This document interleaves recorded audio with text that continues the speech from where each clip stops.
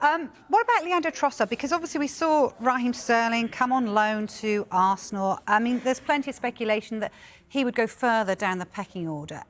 Is he under some sort of negotiation at the moment? What's happening with him? There's rumours going around. I think the situation is that Arsenal don't want to sell him and are not going to sell him. But al-ittihad have tried to make a late move for him. They've made an offer to Arsenal, which was rejected out of hand. The offer was for a loan plus an option. So he is not going anywhere. But as you said, the Saudi window is open till midnight their time, 10 p.m. our time this evening. And al-ittihad are trying to sign another winger, Brazilian winger Galeno from Porto. They're also trying to sign the PSG defender Danilo, and also another club who are busy today, al-Nassr, Cristiano Ronaldo's club. I think Ronaldo came out a couple of weeks ago saying he wasn't that happy with the quality of some of the players in Saudi, and they needed to make more signings. And al-Nassr are trying to sign Angelo Gabriel from Chelsea. Now, he's a really interesting story. Young Brazilian player who Chelsea signed last summer from Santos for, I think, around £13 million. He's never actually played for Chelsea, but he could be moving to al-Nassr for around £19 million. So Chelsea would be making a profit on a player who's actually never played for them. He spent last season out on loan at Strasbourg, who are, of course, Chelsea's parent club.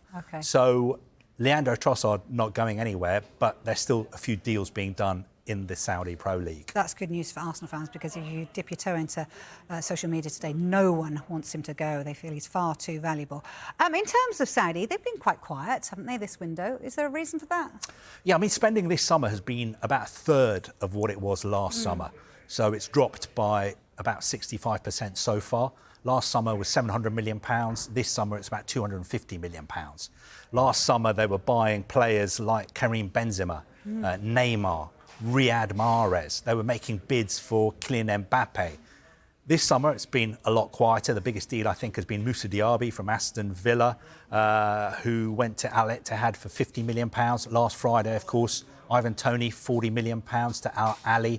João Cancelo also went to Al Hilal, about £20 million from Manchester City. So there have been some deals, but not the big blockbuster deals that we had last summer. One of the main reasons for that is that clubs in the Saudi Pro League can only have 10 foreign players.